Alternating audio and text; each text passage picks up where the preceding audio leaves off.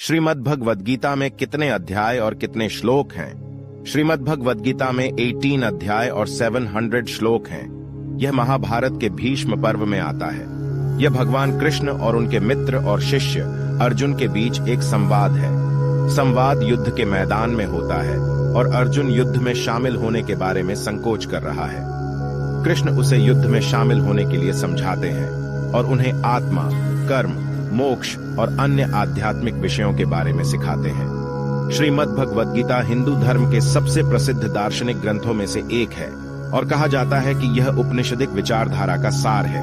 यह महाभारत के युद्ध से ठीक पहले होता है। श्रीमद् भगवद गीता के 18 अध्यायों के नाम इस प्रकार हैं।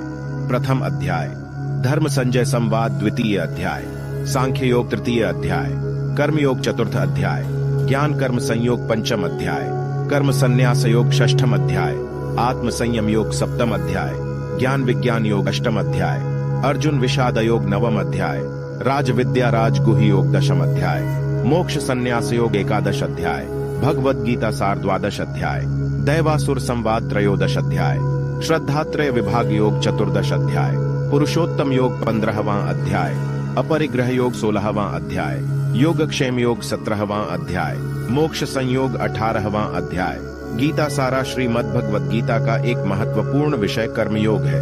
कर्मयोग का मतलब है कर्म करते हुए फल की इच्छा न करना।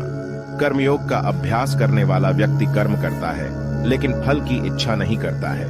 वह जानता है कि कर्म का फल ईश्वर के द्वारा ही दिया जाता है। श्रीमद् भगवद गीता का एक अन्य महत्वपूर्ण विषय मोक्ष है। मोक्ष का मतलब है आत्मा की मुक्ति।